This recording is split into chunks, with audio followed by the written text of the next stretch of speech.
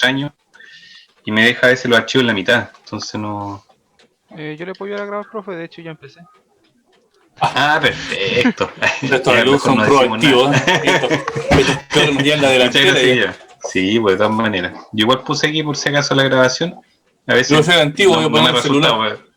Gracias, ¿Cómo está, Guillermo. Guillermo? Muchas gracias.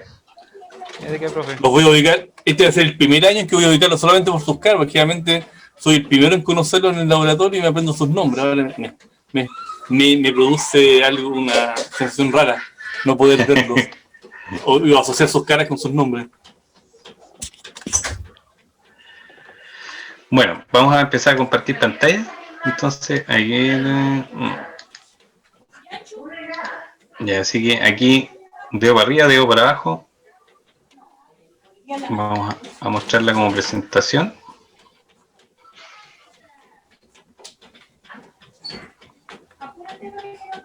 Ya, ¿se ve bien?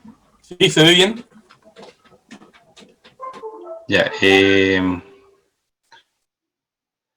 ya, si molesta la imagen la voy a reducir, ¿ya?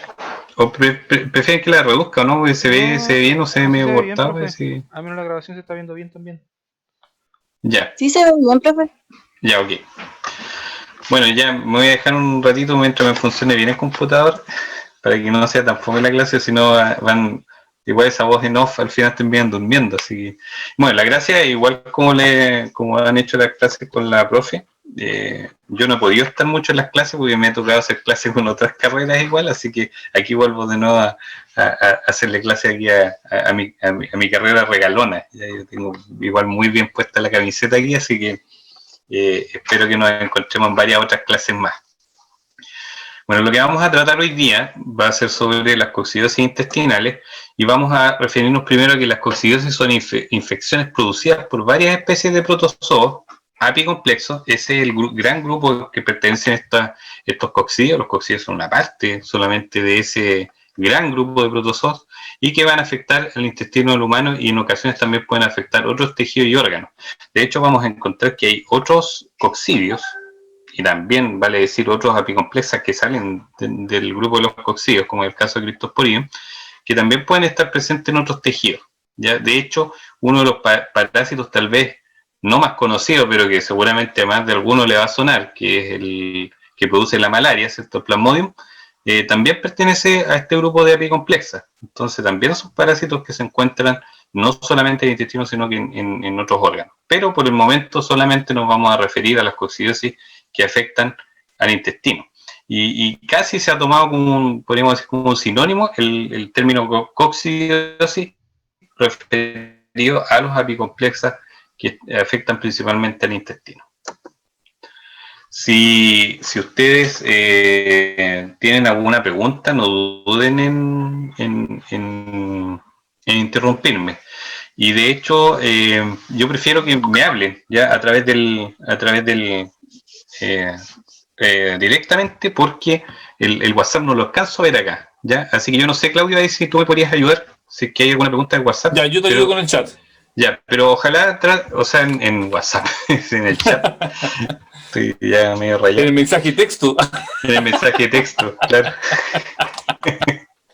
Así que, en lo posible, interrúmpanme nomás. Yo no tengo ningún problema en que conversemos. Yo creo que lo mejor, a mí me gusta más conversar. Bueno, aquí tienen una clasificación en la cual aparece la gran clasificación que sería el filoma bicomplexa. Después tenemos una clase que es la clase Sporozoa y ahí estaría su clase Coccidia, que en realidad también se reconoce como superclase Eucoccidia, porque ahí es donde entran todos estos parásitos, que son parásitos que afectan al humano, los que vamos a ver ahora, pero también hay muchos otros que afectan solamente a los animales y también vamos a encontrar dentro de estos algunos que nos afectan a nosotros y en conjunto también a los animales, porque hay muchos de estos que son zoonoses. Bueno, aquí tenemos varias especies que son las que vamos a ver hoy día, como Cystoisospora belli, Cryptosporidium, varias especies de Cryptosporidium, Sarcocystis, que tiene dos especies al menos que afectan al humano, que es el Sarcocystis suehominis y Sarcocystis boviominis, y otro parásito que es Cyclospora cayetanensis. Entonces todos ellos pertenecen a ese grupo de parásitos.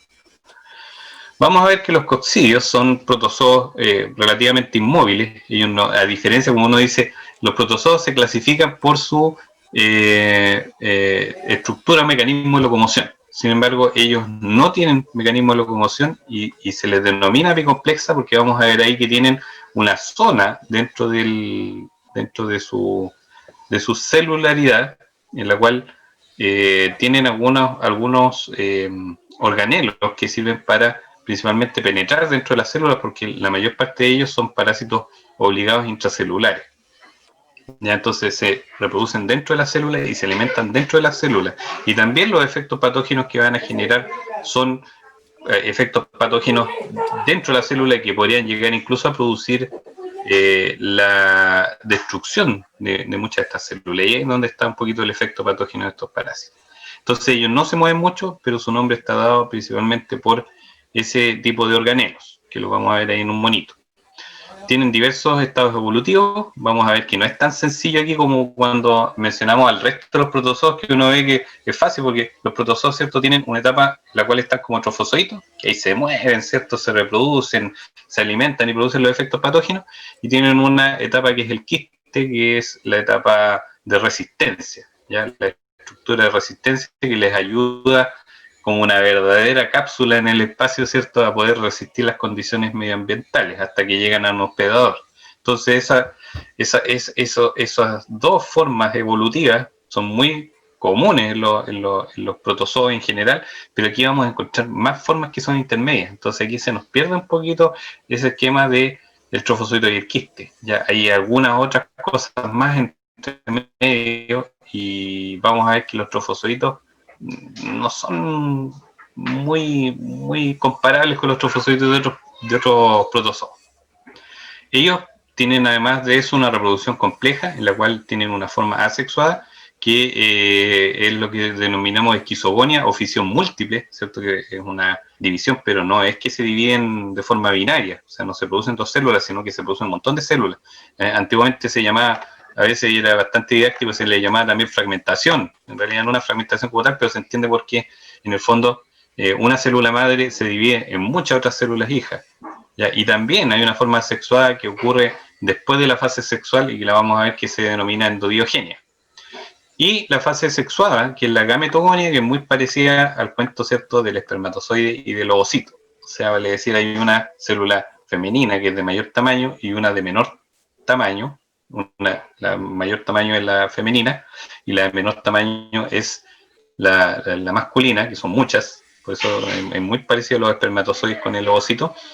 Y esas pequeñas células van a fecundarse a la más grande, en este caso al gameto femenino. Entonces eso es lo que se conoce como gametogonia y en el fondo es un tipo de singamia, pero a nivel ya de protozoo. Bueno, los ciclos biológicos de estos protozoos, algunos son monoxénicos, o sea, como vieron ustedes, necesitan solamente de un hospedero, y hay otros que son heteroxénicos que dentro de su ciclo necesitan más de un hospedador. Y ahí vamos a tener algunos donde principalmente hay ciclos de carnivorismo, en los cuales hay un hospedador definitivo que es un depredador en el fondo y un hospedador intermediario que vendría siendo algo así como la presa, ¿ya?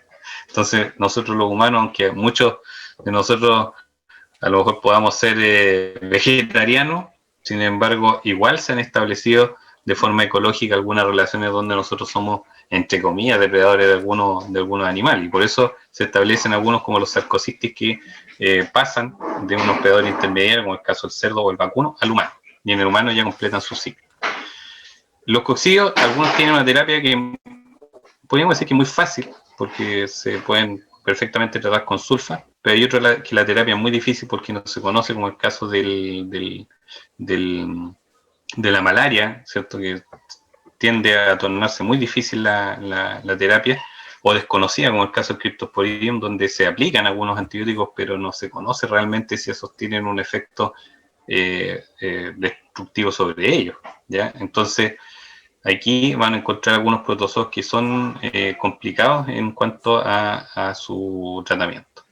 Y lo otro es que tiene una importancia muy alta en inmunosuprimidos, y de hecho aquí hay muchos protozoos, como el caso de Cystisospora y sobre todo Cryptosporidium, donde su presencia va a ser una especie como de alerta en personas, por ejemplo, que tienen VIH, o va a ser una complicación en personas, por ejemplo, que han sufrido un trasplante o han tenido que estar en terapias oncológicas, ¿cierto? Porque la inmunosupresión que se genera en esas personas también hace que muchos de estos coccidios que andan dando vueltas en el ambiente y a los cuales muchos de nosotros somos relativamente resistentes, para ellos sí sean un motivo de contagio, y además de eso los pueden amplificar, porque en realidad el parásito no tiene internamente, ¿cierto?, una inmunidad que los esté reprimiendo. Entonces eso va a ser súper importante también de conocerlo, porque podríamos decir que detrás de estos protozoos también hay indicadores de inmunidad. ¿Ya? ¿Preguntas hasta acá? ¿Alguien que quiera hacer? Nada todavía. ¿O alguien que quiera hacer una pregunta directa? Si no, nos sumergimos inmediatamente al mundo de las coccidias. A lo mejor antes de avanzar, Alejandro, es importante Sí. que los chicos entiendan lo que es el concepto de inmunosuprimido. Y qué paciente eventualmente uno como tecnólogo médico sabe encontrar. Si bien el paciente VIH positivo, que hoy día es normal encontrarlo, está, como tú bien decías, los pacientes que están con un tratamiento de cáncer, que ya tienen un sistema inmunológico deprimido, están los pacientes con trasplante que tienen una inmunosupresión para poder evitar el rechazo. Y esto y también los que tienen hipersensibilidades o esta enfermedad inmunológica. también, sobre todo las enfermedades autoinmunes, que también es una posibilidad de poder encontrarse. Por lo tanto, es importante que como tecnólogo medio tengamos claro este concepto de los pacientes inmunodeprimidos o inmunosuprimidos, que finalmente el efecto de la presencia de va a ser el mismo: inmunodeprimido, inmunosuprimido. Claro, la razón es diferente, pero en el fondo el resultado neto es el mismo, ya que las personas, algunas disminuyen la inmunidad y otras simplemente la inmunidad prácticamente desaparece. Entonces las personas están tratando de salvarse, ¿cierto?, de una patología, y lamentablemente hay algunos de estos agentes que pueden acabar con la vida de las personas, y eso también se suma a algunos otros oportunistas, como el caso de los hongos. Entonces no es solamente que los protozoos estén ahí produciendo problemas, sino que también pueden haber muchos otros agentes infecciosos que para nosotros normalmente no son problemas, pero que para esa categoría de pacientes sí. ¿Ya?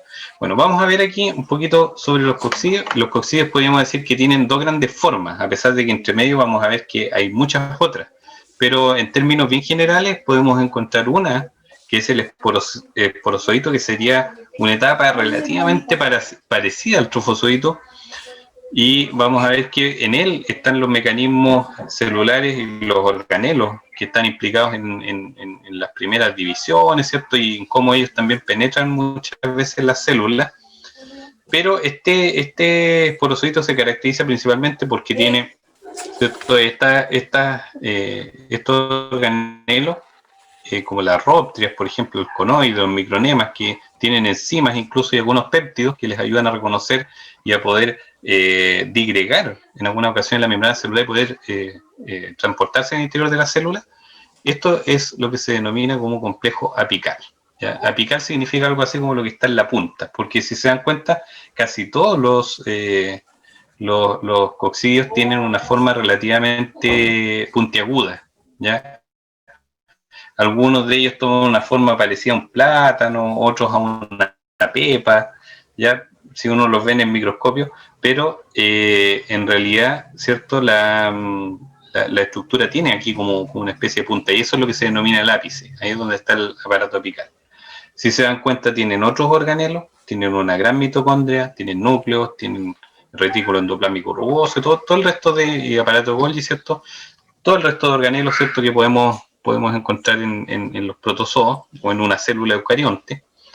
Sin embargo, la forma de resistencia, que es el ooquiste, ya que no es que uno se haya equivocado y le haya puesto estas O de más, sino que los ooquistes tienen características diferentes a los quistes, y una de esas características es que es el resultado de una reproducción sexual. ¿Ya? O sea, para que se formara este ooquiste no fue una simple división, como por ejemplo uno ve los quistes de la entamoeba, de la yardia, ¿cierto?, que se producen básicamente porque el parásito decide en algún momento no replicarse como un trofozoito, sino que en algún momento se va a replicar como un quiste, ya cuando ya va a salir, se va a exportar fuera del hospedero. Entonces esos quistes el quiste es totalmente asexual. En cambio aquí hay un proceso de reproducción sexual porque fue una célula, un gameto femenino que fue fecundado por gametos masculinos. ¿Y cuáles son las estructuras que tiene este ooquiste? El ooquiste parece a primera vista parece un huevo, ¿cierto? Y de hecho en el interior, bueno, por fuera tiene una pared bastante gruesa y en el interior tiene unas estructuras que se denominan esporozoitos, o sea, esporoquistes, que son dos estructuras que son como quistes pero más pequeños. Y dentro de esos esporoquistes están los esporozoitos, que si se dan cuenta ustedes, cada uno de ellos es lo que acabamos de explicar antes. Y esos son los que van en el fondo, a invadir las células. ¿Ya? O sea, en esto están todas las estructuras para poder penetrar. Ahora, imagínense que esto, yo siempre digo, esto es como el caballo de Troya. O sea, aquí viene, ¿cierto?, el envoltorio, el caballo, y aquí en el interior vienen los guerreros. Entonces, esto, al traspasar todas las barreras digestivas, finalmente cuando llegan al intestino, se liberan, ¿ya? O sea, los protege de toda esta digestión a la cual se van a ver enfrentados. ¿Preguntas hasta acá? En el chat no hay nada todavía. Yo tenía una con la diapo anterior. ¿Ya? Dígame. Es que no me quedó claro que era endodiógeno. Endodiogenia, ya. No se preocupe porque ya, lo vamos a mostrar, ya, lo vamos a mostrar y le va a quedar más clara la endodiogenia y le voy a volver a recalcar eso, porque si se lo explico acá no va a tener mucho sentido, ¿ya? Gracias. Ahora miren, por eso mismo, y ahí vamos a aprovechar en su momento de despejar esa duda, porque les voy a mostrar todos los procesos. Claudio, ¿puedes silenciar un poquito el...? Ahí sí, gracias. Bueno, aquí hay un ciclo de un coccidio. Vamos a tomar un coccidio típico, o sea, puede ser la misma cistoisospora, porque de hecho se parece en el esquema, pero esto es un paso típico de una coccidiosis que tiene, ¿cierto?, su ciclo, ¿cierto?, en el intestino. Y vamos a ver, por ejemplo, que aquí están las formas evolutivas y aquí están las células intestinales, que son estas que aparecen cuadraditas y con un núcleo negro, ¿ya? Entonces vamos a ver primero, como los ciclos son eternos, ¿cierto?, vamos a tener que partirlo desde algún inicio. Vamos a ver primero en qué consiste la esquizogonia. Como había explicado yo, ¿cierto?, que también para el caso de estas coccidias es un tipo de esquizogonia que se define muchas veces como merogonia, porque va finalmente a producir una forma que se llaman merozoitos. Vamos a ver que la primera forma que invade las células, como decía yo, y que procede desde el ooquiste, son los esporozoitos que están dentro de este ooquiste. Entonces los esporozoitos tienen la capacidad de penetrar las membranas celulares y entrar, ¿cierto?, a la célula, y cuando entran a la célula ya se redondean y recién ahí se forma una etapa que se denomina trofozoito. ¿Y cuál sería la gran diferencia aparte de la morfología? Es porque es el esporozoito que, aparte de cambiar su morfología, fue porque empezó a relacionarse con el metabolismo de la célula, ¿ya? Entonces por eso ya cambia inmediatamente sus condiciones fisiológicas, y lo que hace es empezar a multiplicarse, empezar a dividir, a producir más núcleos, y va dando origen a lo que se denominan los esquizontes inmaduros, ¿ya? Que son estructuras que es como una célula madre en la cual empiezan a aparecer muchos núcleos, y esos núcleos se empiezan a dividir y empiezan a dividir también su citoplasma. Entonces, cuando ya esta estructura que se formó a partir, pensemos, ¿cierto?, que fue un esporozoito que pasó a trofozoito y después esquizonte maduro, finalmente va a formar esquizontes maduros. ¿Y qué es lo que tienen los esquizontes maduros? Tienen células muy similares a los esporozoitos iniciales, ¿cierto? Ya están totalmente diferenciadas y están listas para salir. Esas células se denominan merozoitos. Y las primeras que se producen, ¿cierto? O sea, imagínense que la persona se infectó y esta es su primera infección, la primera pasada de estos parásitos a través de la mucosa, van a generar lo que se denominan merozoitos de primera generación. Esos merozoitos de primera generación, como aparece aquí en la flecha, vuelven a realizar la misma invasión a la célula y vuelven a producir merozoitos, pero ya van a ser merozoitos de segunda generación. ¿Ya? O sea, piensen que este proceso se puede repetir en algunas especies de coxía durante varias ocasiones. ¿Ya? En algunos se puede reproducir 2 o 3 veces y en algunos más de 50, como es el caso de algunas coccidiosis que vamos a ver más adelante, que son histoparasitosis.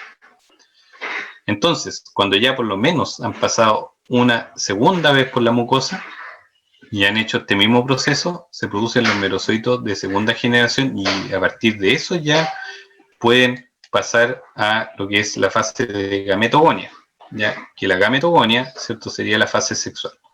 ¿Y qué es lo que sucede? Por algunos eventos todavía desconocidos, estos merozoitos de segunda generación, algunos pasan a formar gametos masculinos, que se denominan microgamontes, primero, que son células indiferenciadas. Los ontes son células todavía como en forma de blastos casi, y los macrogamontes, que serían en este caso las células que van a formar células sexuales femeninas, ¿ya?, o macrogametos.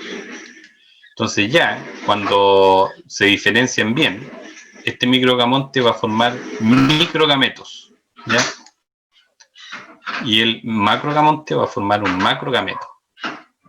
Estos microgametos, no, ahí aparecen microgametos, faltó una R, estos microgametos son, tómenlo así como son células muy parecidas a los espermatozoides, ¿cierto? Son células que llevan la parte masculina, y el macrogameto es como un ovocito. Entonces, cuando se produce este fenómeno que es la singamia, ¿cierto?, que es la fusión de los pronúcleos, porque de hecho ambos hay que decir que tienen la mitad también del material genético, o sea, ¿se acuerdan? Como igual que las células reproductivas, son células de tipo haploide. Entonces, cuando se unen, ya se forma, ambas son N, ¿cierto?, y se forma el individuo 2N, que sería este proceso que para todos se denomina singamia, incluso para nosotros, cuando vemos la reproducción humana, ¿cierto?, vamos a ver que la fecundación es un proceso de singamia, ¿cierto?, o sea, vale decir de fusión de gametos.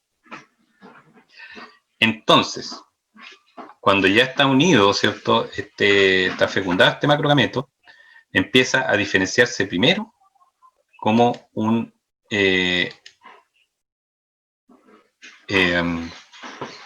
quiste inmaduro. A ver, parece que aquí, así, ahí está cigoto.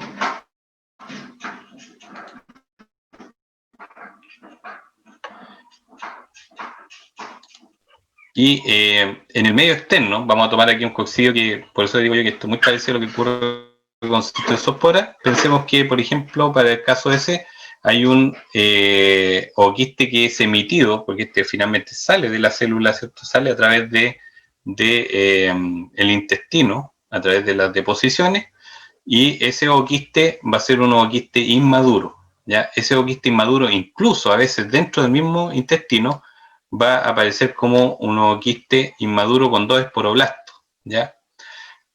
Cualquiera de estos dos que llegue al ambiente externo, o sea, vale decir a la tierra sobre todo, va a dividirse y va a diferenciarse hasta alcanzar el estado de ooquiste maduro, ¿ya? Y este proceso, todo este proceso cuando se va dividiendo, ¿cierto? Que imagínense que aquí ya fue un proceso sexual, se realizó el crossing over, pero de aquí este material que queda acá va a empezar a multiplicarse de forma también asexual, no sexual.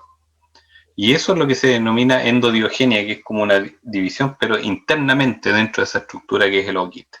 Primero tenemos un ooquiste, como decía yo, con un esporoblasto, después se divide en 2 esporoblastos, que todavía no hay diferenciación, y en esos esporoblastos se van a diferenciar finalmente los esporozoitos, ¿cierto? Y ya ahí van a tomar el nombre de esporoquistes, y en el interior vamos a tener estos esporozoitos que, si bien acá, ¿cierto?, fue por un proceso de fecundación, que hay en ese momento, ¿cierto?, hay un cruce de material genético, después la formación de cada uno de ellos por endodiogenia es un proceso asexual, por lo tanto cada uno de ellos se parece, o sea, son similares genéticamente, pero son muy diferentes a las líneas parentales, ¿cierto?, que partieron con este ciclo. ¿Se dan cuenta?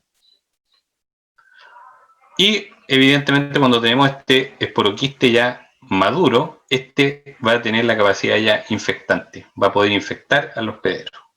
Ahora, hay algunos coccidios que utilizan como el caso vamos a ver después, el parásito Cystisospora, necesita esta diferenciación en el medio ambiente. En cambio hay otros como el Cryptosporidium, que esta endodiogenia ocurre inmediatamente dentro del intestino. Por lo tanto, ya el ooquiste maduro aparece inmediatamente en las deposiciones. Entonces inmediatamente ya ellos pueden infectar. ¿Se dan cuenta? Entonces ahí hay un poquito el cambio en la modalidad, pero el ciclo sigue siendo muy similar, prácticamente con todos los mismos pasos. ¿Alguna pregunta acá? En el chat no hay nada. Ya. A mí me quedó una duda. La etapa Dígame. desde intestino, Ujú. ¿dónde lo podría ubicar aquí? Cuando ¿Cómo ya dice? entra intestino, me perdí la parte de deposición a intestino. No, pues a ver, espera. Aquí se supone que alguien ingirió este ooquiste, ¿cierto? Por lo tanto, ahí ocurrió primero este paso donde el ooquiste sufre la digestión, ¿cierto? El proceso de digestión, y se libera en el intestino de las células epiteliales, y ahí genera la primera infección, ¿cierto? Aquí ya estamos en intestino. Y después, todos estos procesos, ¿cierto?, que se repiten de esquizogonia, y después los de gametogonia, todos ellos ocurren en el intestino. ¿Ya? Y la liberación, claro, y la liberación de ese producto que va a ser el ooquiste ocurre hacia el lumen. Pues entonces ahí, a través de las fecas, puede salir al ambiente. ¿Se da cuenta? Entonces imagínense que esto de acá está madurando en el ambiente, y los que alcanzan la capacidad infectante nuevamente van a volver a infectar a otros hospederos, pero aquí entre medio está el paso de la ingestión. O sea, aquí hay alguien que por fecalismo, ¿cierto?, ingirió esta forma. Y vuelve a repetir el ciclo. ¿Quedó claro ahí? Sí, profe, muchas gracias, profesor. Ok, este es un ciclo complicado, entonces ahí por eso tienen ustedes la clase para que la vuelvan a repasar. Incluso yo les recomiendo, porque hay algunos videos en YouTube también que muestran todos estos pasos, algunos más resumidos, otros con más detalle, pero en el fondo hay que verlo varias veces para poderlo comprender. ¿Ya? Yo les digo sinceramente que no es un ciclo muy fácil ya de recordarse, porque tiene nombre, algunos son muy parecidos, pero hay que practicarlo para poderlo recordar. ¿Ya? ¿Alguna otra consulta? Si no, pasamos a la siguiente. Sí, profe, ¿lo que Sí, se dígame. ingiere es el ooquiste maduro o los esporozoitos? No, el ooquiste maduro, porque acuérdense que estos, los esporozoitos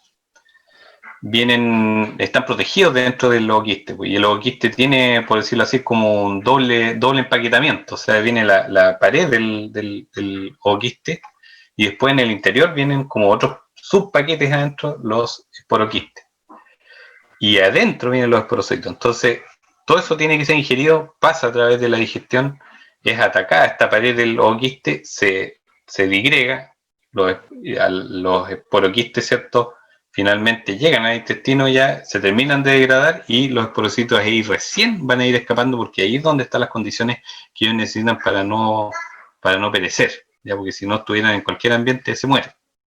¿Ya? Entonces siempre va a haber una ingestión de un ooquiste, pero eso va a variar también, porque muchas veces en algunas especies, como el caso de Sarcocistis, vamos a ver que ellos rompen ese ooquiste y lo que uno ingiere son otras formas, pero vamos a irnos piano con eso. ¿Ya? Por eso esto es primero para darle en términos generales cómo ocurre el ciclo de un coccidio. ¿Sí? ¿Alguna otra consulta? Profe, ¿la singamia ya empieza a ocurrir en el lumen intestinal? No ocurre en el lumen intestinal. La singamia vendríamos a explicar qué es este proceso. ¿Se dan cuenta? O sea, bueno, hay microgametos que escapan fuera de la célula, pero vuelven a fecundar un macrogameto que está dentro de la célula. ¿Ya? El macrogameto no se mueve. Y ahí cuando se fusionan los núcleos, cuando ocurre ese proceso de singamia, se forma el cigoto. Ese cigoto, todavía que está dentro de la célula, es el que va a empezar recién ahí a salir del lumen intestinal, porque ahí va a pasar a ser un ooquiste inmaduro. ¿Ya? Es un proceso como bien simultáneo, bien cortito, pero que necesita primero que se incube el huevito fecundado dentro de la célula. ¿Ya? Y en algún momento se va a liberar. Muchas gracias, profe. Ya, ok. Ya, ¿ninguna otra o alguna otra? Aprovechen de preguntar. Ya, seguimos entonces. Bueno, así, a grandes rasgos, ¿cierto? Van a ver que aquí hay un árbol filogenético en donde aparecen todas las especies que, muchas de ellas que vamos a ver, aparecen algunas raras que ustedes seguramente me van a preguntar, bueno, ¿y esas por qué no las vamos a ver? Principalmente las que son eimerias, que son solamente de animales, estas no están en el humano. Por acá anda uno que vamos a ver que es ciclospora, si se dan cuenta está bien alejadito en esta rama que son las eimerias, está como hacia el lado de los animales, y curiosamente esta solamente afecta al humano. Después aquí al medio, ¿cierto? Vamos a ver que hay otros coccidios, ¿cierto? Donde tenemos la cistoisospora, que vamos a ver muy luego, tenemos toxoplasma, que lo van a ver después, cuando veamos histo y hemoparásitos, y tenemos los sarcocistis, que también los vamos a ver hoy día. Están como bien juntitos dentro de la rama, ¿cierto? Familiar que vamos a ver. Y en cambio aquí ya empieza la rama ya a alejarse bastante. Aquí tenemos lo que son los hemosporidos o esporozoos, ¿cierto? Que forman parte de parásitos sanguíneos, como es el caso de los plasmodium, que generan la malaria, o las babesias, por ejemplo, que también son otras enfermedades sanguíneas. Y después, más lejos todavía, o sea, como otro pariente, pero alejado, tenemos el Cryptosporidium, y vamos a ver de hecho que el Cryptosporidium tiene varias diferencias con estos otros coccidios que vamos a ver, como es el caso de la cistoisospora, el sarcocistis, la ciclospora, que están, ¿cierto?, más colgando como de esta rama, ya de los coccidios como tal. ¿Se dan cuenta? Entonces ahí hay algunas diferencias que vamos a ver en este parásito Cryptosporidium, pero en el fondo, si nosotros vamos con la ramita más atrás, vamos a ver que todos estos pertenecen al gran grupo de los apicomplexos. ¿Ya? Ahí tenemos una tabla en la cual aparecen algunas estructuras para ver, ¿cierto?, que ellos morfológicamente son diferentes. Y aquí, por ejemplo, tenemos la cistoisospora, ¿cierto?, que tiene un ooquiste con una pared, ¿cierto?, y esporoquistes con 4 esporozoitos en el interior, en cada uno de los esporoquistes. Entonces, en total tienen 8 esporozoitos, ¿se dan cuenta? En cambio, ya este parásito que es ciclospora está... Y que lo vimos que está un poquito alejado del parentesco de la cistoisospora. La ciclospora tiene un ooquiste pequeño, y en el interior tiene los 2 esporoquistes también, pero en el interior hay 2 esporozoitos en cada uno, o sea, hay 4 esporozoitos en total. ¿Se dan cuenta? El de los animales, que es eimeria, no lo vamos a ver porque evidentemente no afecta al humano, pero si se dan cuenta tiene una estructura ya que es diferente también, porque tiene 4 esporoquistes el ooquiste en total, ¿cierto? Y en el interior de cada uno de ellos hay 2 esporozoitos, ¿ya? Y en el caso de Cryptosporidium, por ejemplo, vamos a ver que Cryptosporidium, el ooquiste no tiene esporoquiste, sino que tiene 4 esporozoitos, y esos están libres, están sueltos dentro del citoplasma del ooquiste. ¿Ya? Entonces eso es para que vean que la morfología de estos parásitos cambia, es diferente. Y también aquí tenemos un muy buen esquema, muy esquemático, pero muy bueno para poder diferenciar, sobre todo entre estructura y tamaño. Tenemos acá como referencia esto, que ya no es problema para los parasitólogos, porque está considerado dentro del reino fungi, ahora que son los microsporidios, que antes nos achacaban que eran protozoos y que están dentro del filum Microsporidia. Ahora ya estos no son problemas para los parasitólogos, pero todavía hay muchos parasitólogos que los estudian, que son los microsporidios. Son muy pequeños, 1 o 2 micras, ¿ya? Pero lo vamos a tomar como referencia para ver que, por ejemplo, el Cryptosporidium es muy pequeño, o sea, estamos hablando entre 4 a 5 micras un Cryptosporidium, y si se dan cuenta tiene un ooquiste, y aquí muy esquemáticamente aparece con 4 rayitas que serían los esporozoitos. Y no hay una cubierta que lo envuelva adentro, sino por eso no tiene esporoquiste, solamente es el ooquiste con su pared y los esporozoitos en el interior. Después tenemos la Ciclospora cayetanensis, que ya es un poquito más grande, mide entre 8 a 10 micras, un poquito más grande que el Cryptosporidium, podemos decir el doble de tamaño. Y esta, si se dan cuenta, las rayitas que representan a los esporozoitos son 2 y están ya encerradas en lo que es el esporoquiste. Ya serían ambos esporoquistes. Y después tenemos finalmente, aquí está con el nombre antiguo, Isospora belli. Ahí vamos a explicar algunas cositas de la, pero es Cisto Isospora belli. El libro ahí se queda un poquito atrás. Y aparece el ovoquiste con su pared y aparecen los 2 esporoquistes en el interior y cada uno de esos esporoquistes tiene 4 esporozoitos. Y si se dan cuenta, el tamaño ya es mucho más grande porque va entre 35 a 40 micras aproximadamente. Entonces, ya es muy superior, es 4 veces el tamaño de este. ¿Ya? ¿Alguna pregunta hasta acá?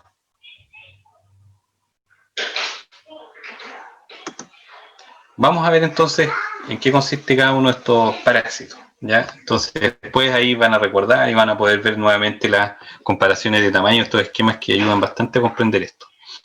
Bueno, la Cistoisospora belli, yo digo la Cistoisospora, pero en realidad los protozoos, cuando uno dice la ya, no tiene mucho sentido porque ellos son, en realidad son hermafroditas, o sea, una célula puede perfectamente ser, en este caso, macho y hembra, ¿cierto? O algunos diferenciarse en macho y otros hembra. Entonces sería Cistoisospora belli nomás, sin el o la. Bueno, Cistoisospora belli fue renombrada en 2005, hasta el 2005, y un poquito después todavía se seguía hablando de Isospora belli. Incluso nosotros todavía en las cátedras a veces se nos salía el tema de la isospora, y de hecho todavía la infección a veces no, se reconoce como isosporosis. Pero la verdad es que con todos estos estudios moleculares, ¿cierto? Con el estudio de la PCR, ¿cierto? A través de PCR y secuenciación, y después el análisis de estos árboles filogenéticos, se dieron cuenta que habían parásitos muy parecidos que habían sido nombrados en las aves primero como isospora y que después se fueron encarnando en los mamíferos y también fueron denominadas isosporas. Y a pesar de que externamente tenían 2 esporoquistes, ¿cierto? Tenían esporozoitos muy similares, no eran parientes. Ya había un abismo evolutivo que ya a nivel de género los separaba. Entonces se dieron cuenta ahí que habían un grupo de estas, entre comillas, isosporas que estaban en las aves, ya sobre todo las aves, los loros y estas aves de presa, las águilas, halcones, lechuzas y todo esto. Y había otro grupo que era el de los mamíferos, que era filogenéticamente diferente, entonces por eso ya se separaron. Ahora, ¿por qué le cambiaron el nombre? Porque la isospora fue nombrada primera como género en las aves, y por eso ellos quedaron, ahora los pájaros quedaron con su isospora, y acá se tuvo que renombrar este género como Cistoisospora para los mamíferos. Entonces todos los mamíferos que tenemos dentro de los humanos, nuestras propias Cistoisosporas, ahora están nombradas de esa forma, Cistoisospora. Ahora, cabe decir que, como yo mencioné, mamíferos tienen Cistoisospora, pero en este género hay mucha especificidad, o sea, las especies que están en humanos son de humanos, las que están, por ejemplo, en gato, en perro, en cerdo, afectan solamente a esas especies. No hay aquí zoonosis ni ningún ciclo que se entrecruce. Son muy específicos, por lo tanto es una infección específica de los humanos, la Cistoisospora belli. La transmisión es a través del fecalismo, pero podríamos agregar que hay un fenómeno también muy interesante que es la geofagia, porque este ovoquiste, como dice, madura en el suelo. Tiene que, cuando vimos como en el mismo esquema que tomamos, si se van a dar cuenta después, el esquema es un esquema que representa muy bien el ciclo, justamente esta Cistoisospora, que la tomamos un poco como modelo. El ovoquiste en el ambiente sufre este proceso de endodiogenia, en la cual hay una multiplicación del esporoblasto que ya está fecundado y que se va a multiplicar en varios esporozoitos que finalmente van a hacer que el ovoquiste quede como un ovoquiste infectante. ¿Ya? Y ahí recién está listo el ovoquiste maduro en el suelo, y por lo menos a través de unas 2 semanas en condiciones ambientales más o menos regulares, o sea, vale decir entre 15 a 20 grados, y ahí recién va a producir una infección, porque recién el ovoquiste tiene la capacidad infectante. ¿Ya? Entonces, cuando el ovoquiste se vuelve infectante es cuando ya tiene los 2 esporoquistes con los 4 esporozoitos. Y como decía ahí, el tamaño puede variar, porque puede ir de 25 a 40 micras, depende mucho de algunos fenómenos de de carga parasitaria, de tropismo a través de la célula y varias cosas que influyen ahí en el tamaño. Infecta a todas las células del epitelio del intestino delgado. ¿Ya? Este no es un parásito de intestino grueso, sino que es un parásito de intestino delgado. Entonces se dan cuenta que eso no es un parásito que infecta directamente desde la feca, sino que tiene que permanecer en una etapa en el medio ambiente, ¿ya? Y se vuelve, por lo tanto, en el medio ambiente infectante. Una pregunta. Aquí aparecen dos fotos. ¿Ustedes me podrían decir en qué estadio están? ¿Maduro, inmaduro? ¿Quién se atreve? Aquí hay dos oquistes de Cistospora, como se ven, alargaditos, ¿cierto? Con sus dos estructuras con esporoquiste, o sea, esporoblasto o esporoquiste serían esto. ¿Qué opinan ustedes? El primero no es esporoblasto, Ya, muy bien. porque es inmaduro. Inmaduro, ¿cierto? Además, hay uno solo, entonces ahí está, facilita. Pero el de abajo tiene dos, ¿cierto? Sí, ¿Serían sería esporoblastos? maduro. ¿Sí? Sí. No, esporoquiste. O sea, O oquiste maduro. quiste. Oquiste No, maduro. aquí miren, increíblemente todavía son dos esporoblastos, porque no se ven esporocitos, se ve todavía una masa donde se ven algunos grumos, ¿cierto? E incluso aquí, esto que aparece ahí son todavía cromosomas que se ven que se están estirando. Hay un seguramente un proceso de Crossinova, ¿cierto? De la duplicación de los cromosomas. Y todavía ahí sería un oquiste inmaduro, porque esos serían todavía dos esporoblastos. Son dos, pero son dos esporoblastos. Y cuando ya en el interior aparecen unas estructuras que parecen como unos plátanos, como unas bananas, ahí ya serían esporoquistes y en el interior tendría esporozoitos. Y ahí sería recién un oquiste inmaduro. Se dan cuenta que aquí todavía son dos oquistes inmaduros que les falta todavía permanecer en el ambiente. ¿Y por qué les muestro estas dos? Porque estas dos serían una imagen normal de lo que ustedes verían en las deposiciones. Porque en las deposiciones pueden aparecer oquistes con uno o con dos esporoblastos, pero todavía no han madurado porque les falta el paso por tierra. Si ustedes recibieron uno donde ya se ven los esporozoitos, todo eso y está con un oquiste maduro, es porque eso seguramente la muestra no tenía fijador, o porque la muestra pasó a lo mejor semanas dentro de un frasco sin fijador, porque no se detuvieron los procesos, ¿cierto?, de maduración de los oquistes. Y ahí es más peligroso porque no se puede infectar. Pero si a uno le llega una muestra fresca y bien fijada, podrían venir solamente en esos dos estados, ¿cierto?, siendo una muestra fresca, ¿cierto?, una muestra recién emitida. ¿Se dan cuenta? Entonces ahí uno puede también ahí ir viendo algunas cosas, algunos detalles que son importantes. Bueno, yo tengo que confesar de que tenemos unas muy buenas imágenes de oquistes por un lado y voy a ser muy bonito ponerlas, pero son imágenes que se nos quedan en la U y como no me he acordado de retirar ese material todavía, pero en algún momento se las vamos a mostrar. Ya tenemos una imagen porque teníamos nosotros oquistes por un lado y en nuestro banco de fotos en el laboratorio le sacaron fotos muchos compañeros de ustedes que en ese tiempo hacían el curso y unas fotos muy, muy bonitas. Así que ahí es una deuda, pero en algún momento se la vamos a mostrar ya cuando empecemos a ver todos estos bicharracos, ¿cierto?, en la parte ya más de morfología. Entonces, como aparece aquí en el ciclo, ¿cierto?, ahí aparecen los estadios inmaduros, ¿cierto?, después ya cuando el quiste madura finalmente se vuelve infectante. ¿Ya? Así que aquí acuérdense siempre que hay una etapa en el ambiente. El elemento infectante es un oquiste esporulado, ¿cierto?, con dos esporoquistes y 4 esporozoitos.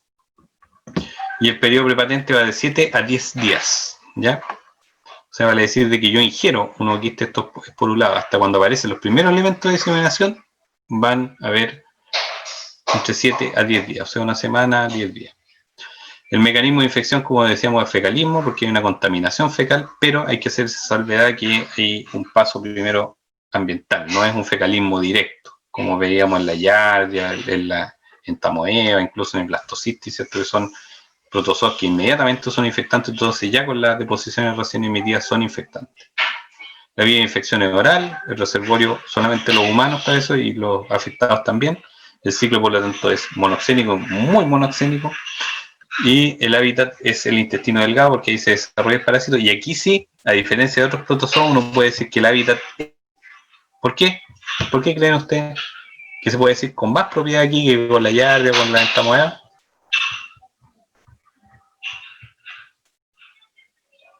¿Por qué creen ustedes que se puede decir con más propiedad que el hábitat está en el intestino delgado?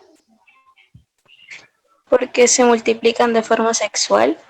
Sí, por cierto. Y ahí sería más apegado todavía podríamos decir, como al concepto duro que hay sobre el hábitat, porque a veces en algunos libros parece que el hábitat es donde el parásito se reproduce sexualmente. Ya nosotros lo hemos ampliado un poquito porque nos hemos dado cuenta, por ejemplo, la yardia, la entamoeba, el blastocisti no tienen una etapa sexual, pero sin embargo están siempre ahí y ahí se reproducen y ahí, ¿cierto?, realizan todo su ciclo de vida. Pero aquí, por ejemplo, tenemos aquí una definición casi como de la que nos menciona Díaz, ¿cierto?, en su libro, que es el lugar anatómico donde el parásito se reproduce sexualmente. Y aquí lo tenemos, ¿cierto?, que la etapa sexual ocurre en el intestino delgado. ¿Preguntas hasta acá? Profe, si alguien ingiere Dígame. heces con quistes inmaduros, ¿no se va a enfermar? ¿Qué cree usted? Según yo no, porque deberían madurar en el entorno. Y ahí al ser ingeridos debería enfermarse. Claro. Ah, Claro, y eso para que ustedes tengan súper claro, porque los parásitos son ordenaditos, entonces ellos tienen sus formas infectantes, entonces la forma infectante aquí solamente sería este. Entonces si ustedes consumen cualquier otra de las etapas que son inmaduras, sobre todo las recién emitidas, no hay infección, ¿ya? vale. Y ahí es donde está la seguridad que ustedes tienen que tener en la materia, ¿ven? Vamos a decir que biológicamente, porque dice uno de repente, "Ay, pero es que pudiera ocurrir", no. Aquí se ha comprobado y hay estudios antiguos ya que lo han demostrado, así que aquí solamente hay formas infectantes que son muy estrictas, ¿ya? Así que ahí estaría súper bien aplicado el concepto de la forma infectante o elemento infectante.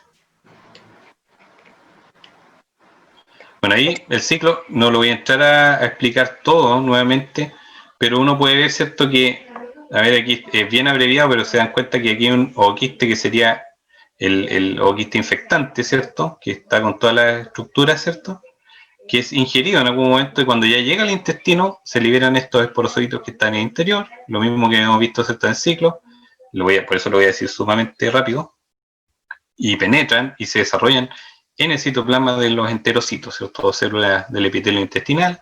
Se dan cuenta que van a generar estos esquizontes con merozoitos, los de primera generación van a volver a hacer este paso de esquizogonia, por lo tanto esto es la esquizogonia, que es la reproducción asexual o múltiple, y los de segunda generación ya van a pasar a esta gametogonia, que aquí en realidad no es que pueden pasar a un solo lado del intestino, pero aquí está representado para poder ver, ¿cierto?, que en una se desarrollan células de gametocitos, microgametocitos o microgametos, que serían los masculinos, y por aquí, por este lado, vemos los macrogametos, que serían los femeninos, que una vez, ¿cierto?, que cuando son fecundados y se produce la singamia, ya empiezan a soltarse y empiezan a formar los ooquistes inmaduros, ¿cierto?, que van a viajar a través del lumen del intestino y van a salir a través de la deposición.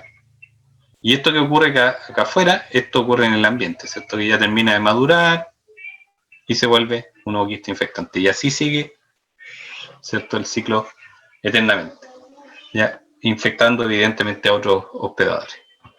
¿Se dan cuenta? Ahora, la gracia que tienen estas coccidiosis, que podríamos decir que generan una alta inmunidad en este caso en los pacientes que son inmunocompetentes, porque al parecer es como que la primera vez que uno tiene contacto, y sobre todo eso tiene que ser cuando uno de forma inmunocompetente es chico, ¿cierto?, cuando uno fue niño, seguramente más de alguna diarrea fue producida por este parásito, pasó, ¿cierto?, con agüitas de menta, con carboncito, nada muy grave, y incluso pensando que una diarrea por cualquier otra causa, y uno genera una inmunidad fuerte. Entonces cuando se vuelve a encontrar de alguna forma por una serie de eventos, porque a lo mejor tomaron agua no potable, porque comieron un pan que está con las manos sucias, porque lavaron mal una lechuga, cualquier cosa, se volvieron a encontrar con estos parásitos, no sufrieron la infección. Y es porque el sistema inmunológico después lo reconoce y genera una respuesta sumamente fuerte. ¿Ya? Y por eso el parásito normalmente lo que hace es completar ese ciclo y tratar de variar después a través de la reproducción sexual para obtener individuos diferentes y para poder volver a parasitar a algunos hospedadores, ¿cierto?, que ya han parasitado, o a otros hospedadores que les queda por parasitar, pero en el fondo porque la población, en este caso, desarrolla una inmunidad que es masiva, ¿ya? Y el parásito con su variedad, con su variabilidad genética, lo que va intentando es mantenerse en las poblaciones, aunque sea ir infectando nuevos hospederos, pero que en el fondo no irse repitiendo, porque al parecer estos parásitos, muchos de ellos no tienen la forma de variar antigénicamente por reproducción asexual, como lo hace la yardia, como lo hace las amebas, ¿cierto? Que ellos van cambiando en general epítopos de la membrana, hablando inmunológicamente. Ellos al parecer son la única forma de hacerlo es variando en este paso, ¿cierto?, que sería la reproducción sexual. ¿Y por qué se ha comprobado eso? Porque por lo menos en Cystisospora, después de que ocurren unas par de esquizogonias, es como que el parásito ya después no puede seguir reinfectando células por ese mecanismo. Entonces en algún momento llega ese fenómeno de la autocura para este parásito, ¿ya? Que la pasa mal el hospedero, dependiendo de cómo curse la enfermedad, sí lo puede suceder. Pero en algún momento, ¿cierto?, con un sistema inmunológico en estado normal, un hospedador debería responder y ya debería frenar la reproducción de este parásito. ¿Se dan cuenta? Entonces esa es una de las gracias de la Cystisospora. Vamos a ver que la prevalencia va más o menos de un 3,7%. La verdad es que, como les decía yo, muchas de las diarreas que sufren los niños, sobre todo, no tienen un diagnóstico a veces parasitológico, por lo tanto puede ser que esa cifra esté subestimada. Y en Chile se habla que la estacionalidad, sobre todo en la zona centro-sur, es en otoño.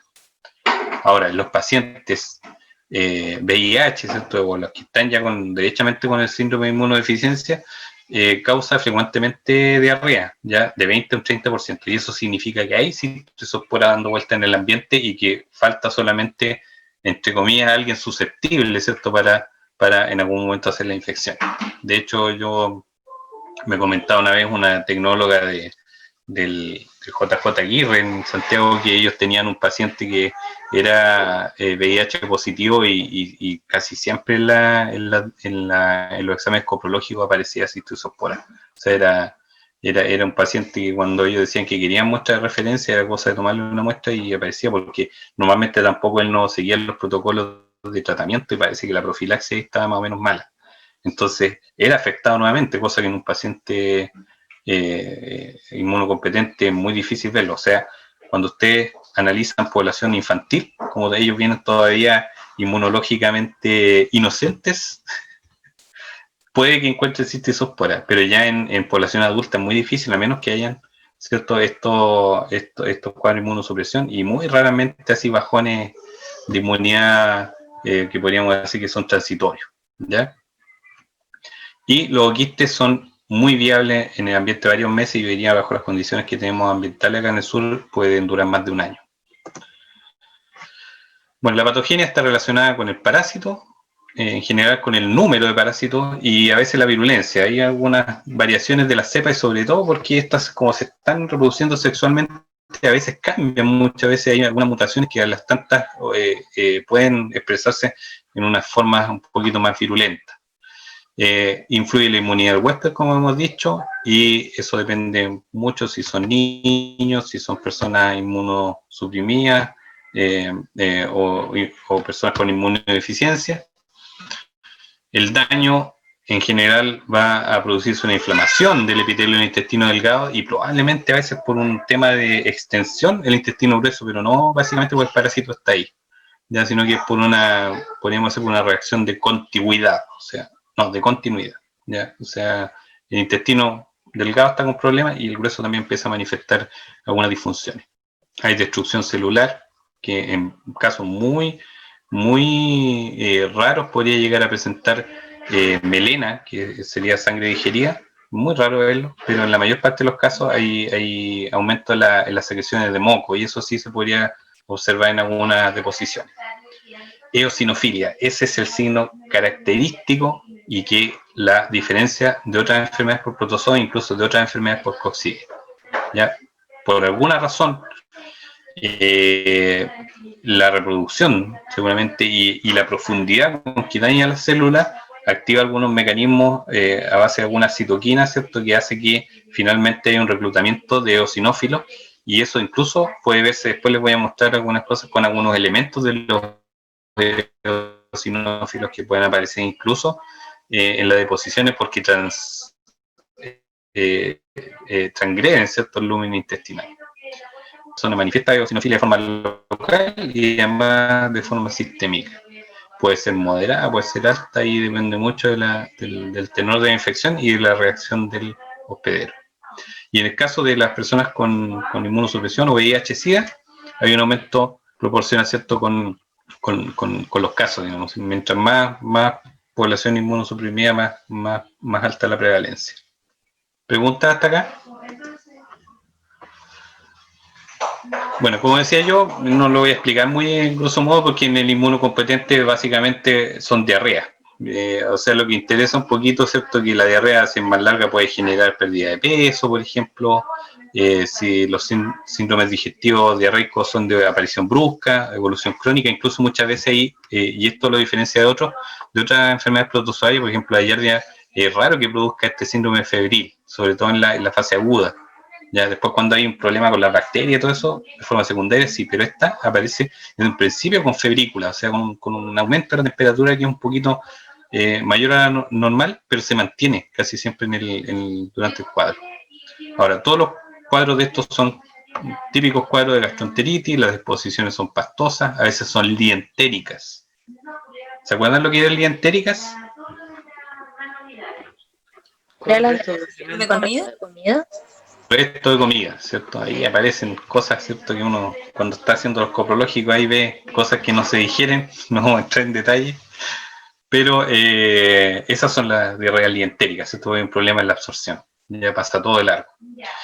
Y en general, estas para un paciente inmunocompetente autolimitada, puede ser 2 o 3 semanas cuando es muy grave, ¿sí? Cuando es muy mala la reacción, pero si no, a veces en una semana, ¿cierto? Y las personas ya con cambio de dieta, con hidratación, superan la infección y la inmunidad que se produce fuerte.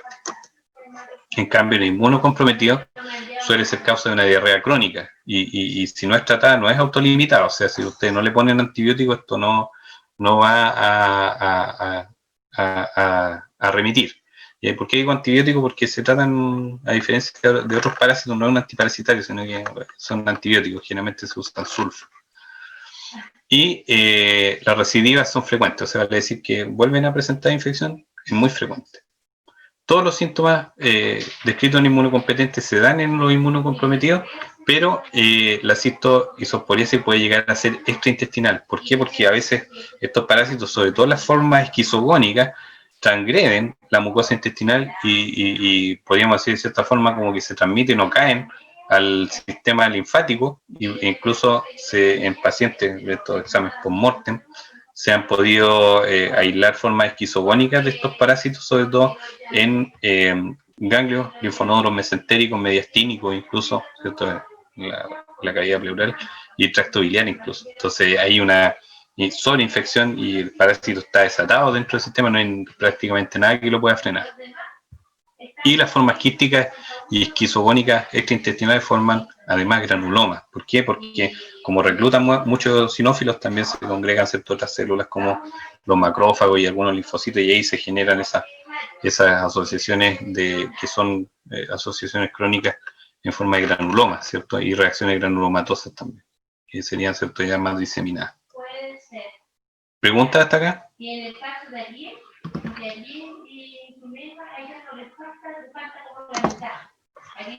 Esta clase, disculpa Claudio, la tenemos hasta las 4, ¿cierto?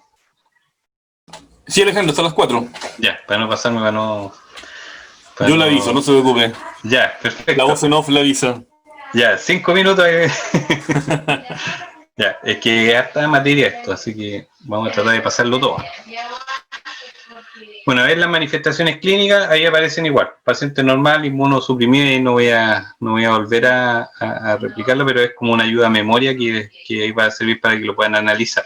Y en el diagnóstico vamos a ver que en el diagnóstico hay antecedentes clínicos, y en la forma de diagnóstico directo vamos a ver que el mejor examen es de flotación, porque a pesar de que un quiste grande es poco denso, ¿ya? Y eso hace que, por ejemplo, uno con algunas soluciones de flotación lo puede hacer flotar súper bien. Entonces, tiene mucho mejor rendimiento esa técnica que, por ejemplo, el Barros o el Telemann o cualquiera que ocupe sedimentación.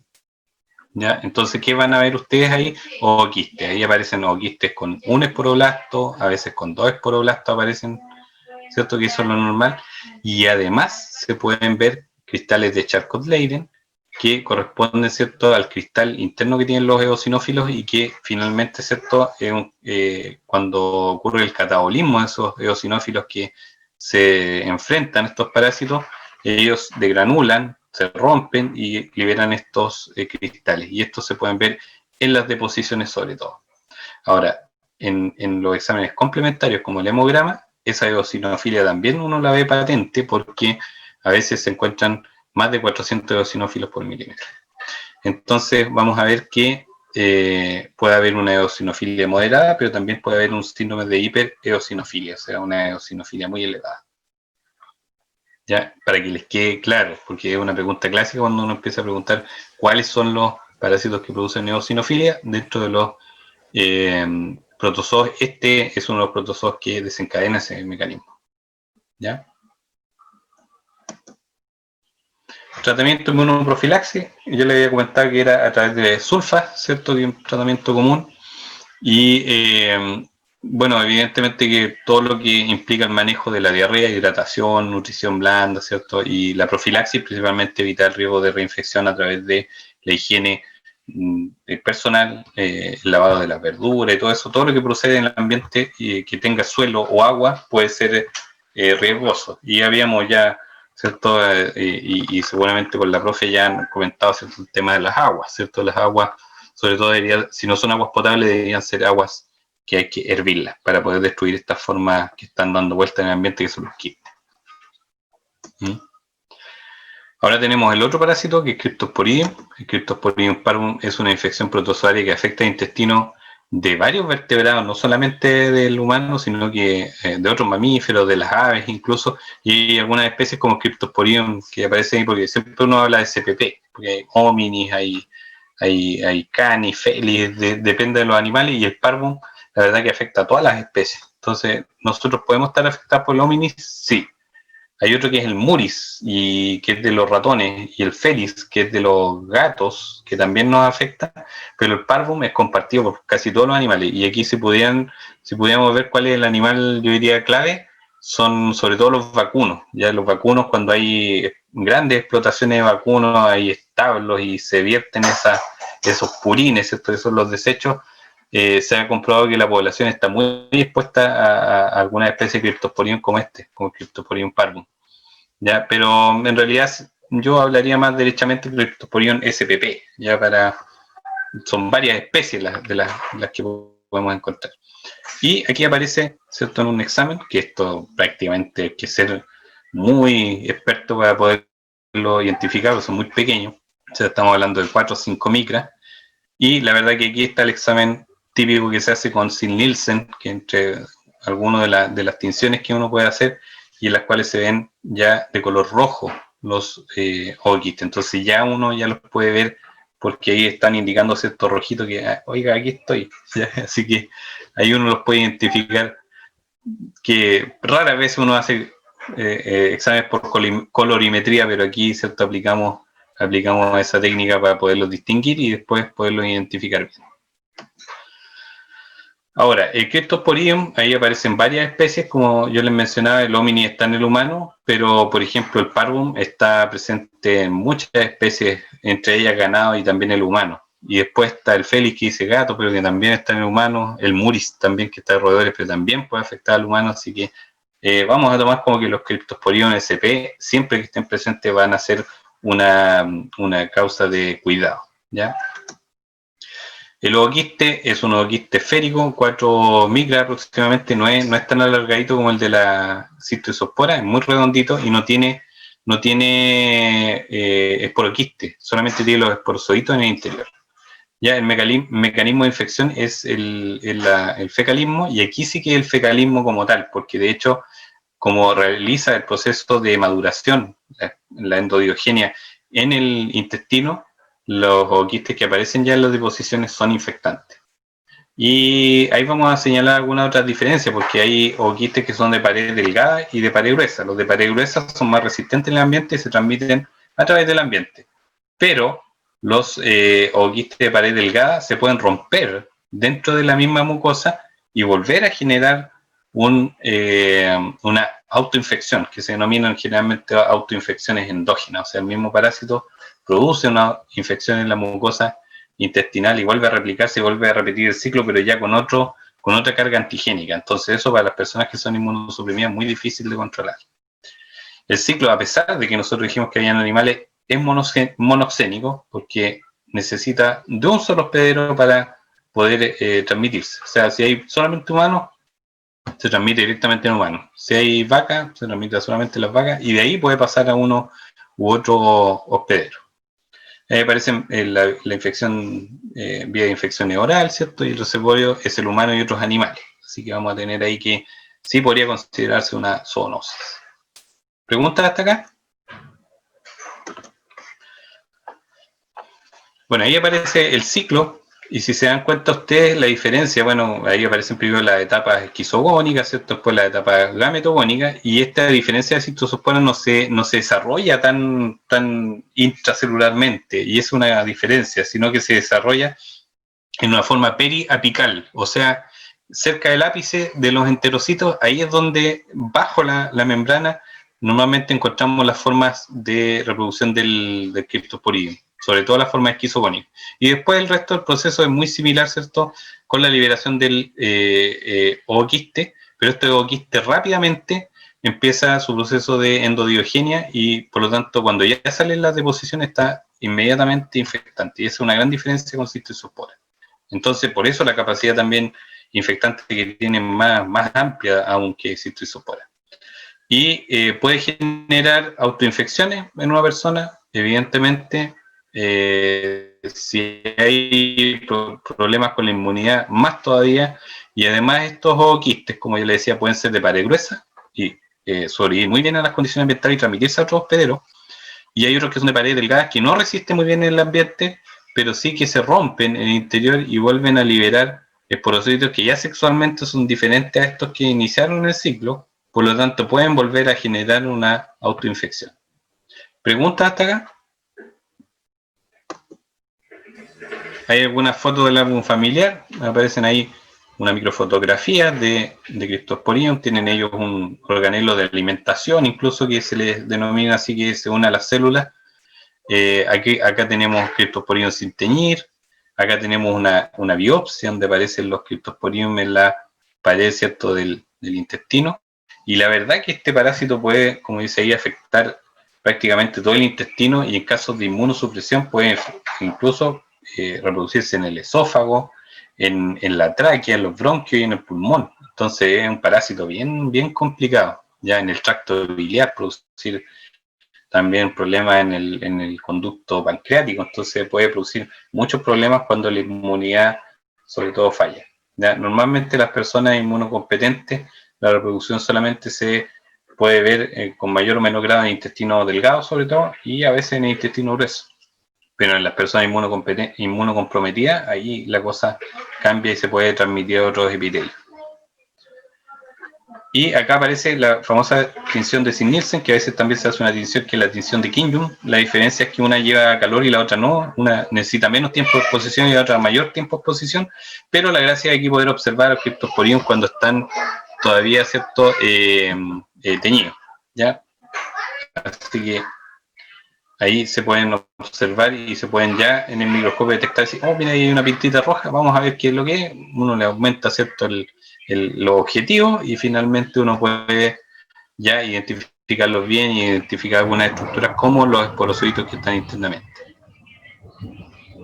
Wow, hay tormenta. No sé si ustedes igual tienen tormenta allá en su casa, pero aquí por este sector, no. mi casa ya llegó la... Ya, no, acá Fundo El Carmen cayó recién un tremendo trueno. Bueno, la epidemiología de la Cryptosporidium dice que la transmisión es el fecalismo.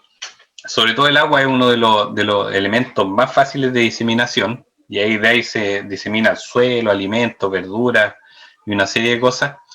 Y lo otro que también el mecanismo de infección es la inhalación. Entonces, como son muy chicos los quistes, también eso involucra que uno finalmente inhalado también es deglutido. Entonces, se puede incorporar de esa forma, y en el caso de las personas inmunocomprometidas, la inhalación puede a veces significar que se desarrolle en un lugar, podríamos decir, ectópico, que sería el árbol respiratorio. Entonces, ahí se torna más grave la cosa. Es una zoonosis, como habíamos dicho, hay implicancia también de los animales, y sobre todo hay lugares, sobre todo para Cryptosporidium parvum, donde en algunas zonas rurales puede ser más prevalente de acuerdo a las explotaciones ganaderas, que sobre todo si son de vacuno. Las causas más frecuentes de diarrea aguda en niños se supone que es el Cryptosporidium, ¿ya? Y de hecho el Cryptosporidium en la mayor parte de las especies mamíferos, por ejemplo, son motivo de las primeras diarreas neonatales de los animales, y en los humanos a veces, cuando no hay buena higiene, en algunos lugares podría llegar a ser problema, pero en general estamos hablando aquí de diarreas agudas de niños de entre 1 a 5 años. Las prevalencias nacionales pueden ir de un 3,1 a un 20%, dependiendo de la población. Y por ejemplo, en los análisis que se han hecho a través del PIRI, ¿cierto? Que son muestras que nos llegan del ámbito, sobre todo rural, o en comuna, ¿cierto? Que tienen alta ruralidad, a veces ha variado entre un 0,2, lo mejor, a un 16 en el peor de los casos, ya que ha sido lo más. Hay una fácil transmisión, ¿cierto? Porque hay una baja dosis infectante y muchos mecanismos de infección, como el caso del fecalismo y la inhalación, ya que dos mecanismos son muy útiles para el parásito para poder diseminarse. Y la excreción de oquistes suele ser prolongada, entonces una persona puede contaminar mucho, ¿ya? Y hay una alta también resistencia a los oquistes en el medio ambiente, así que eso evidentemente ayuda a la propagación del parásito. ¿Preguntas hasta acá? Nos queda un poquito todavía, a ver, si no alcanzamos a ver todo, en la próxima clase ahí aprovechamos de terminar, porque nos quedaría el sarcocitis y la cistizospora, que es poquito. Nos quedan solamente 5 minutos, Alejandro. Ya, yo creo que terminamos esto y ahí nos vamos a cada uno a su casa.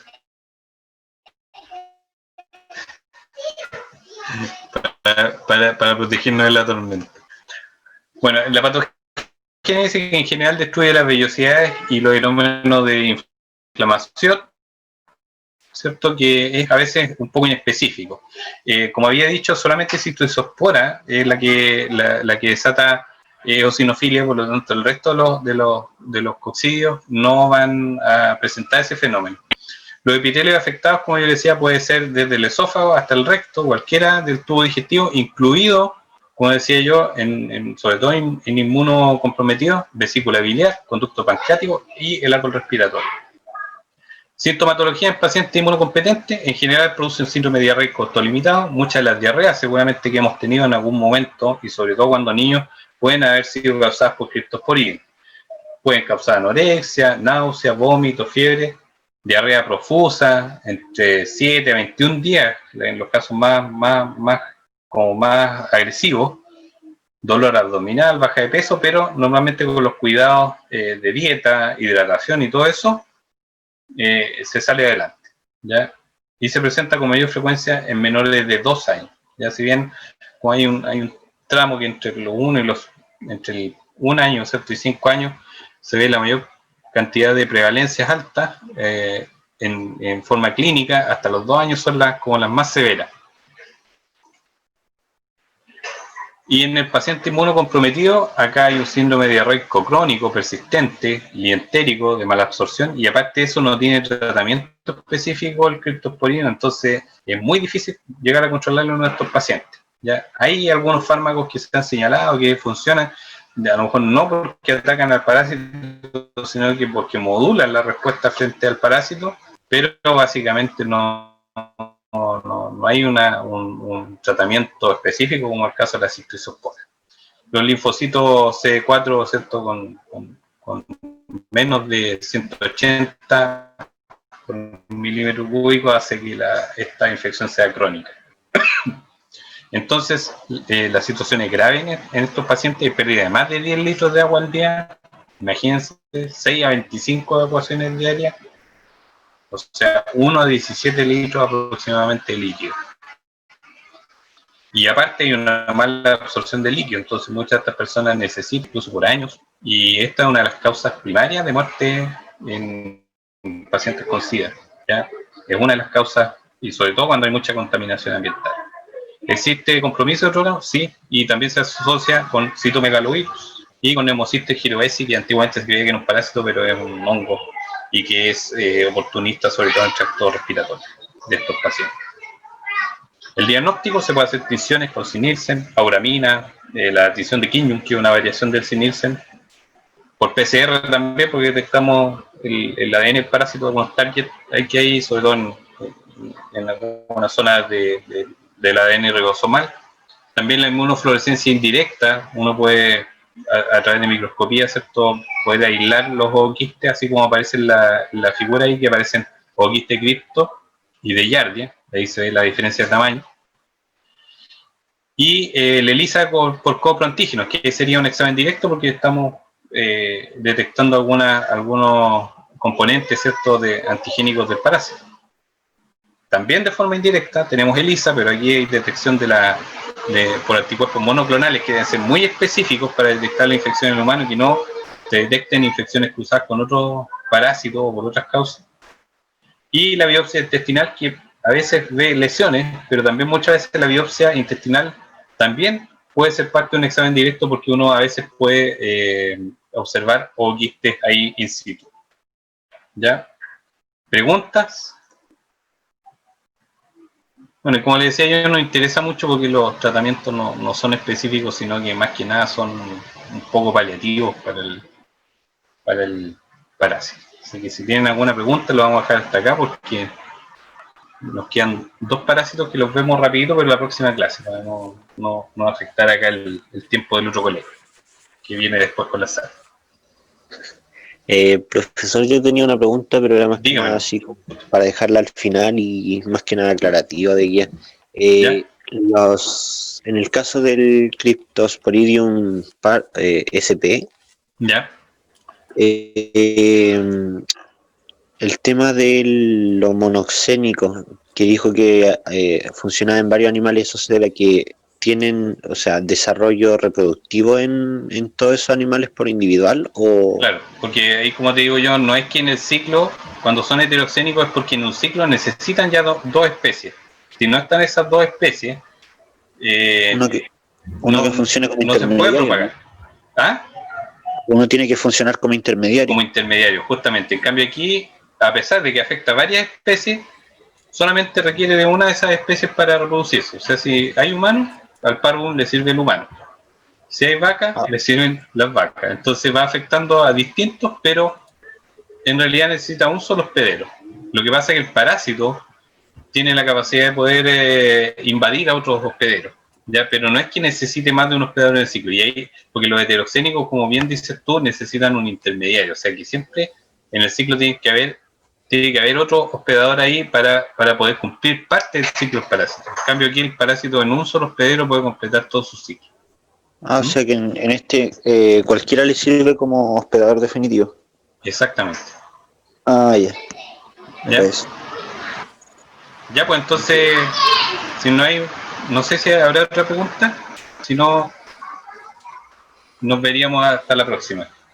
Aquí hay un diluvio. Antes que se me corte la señal.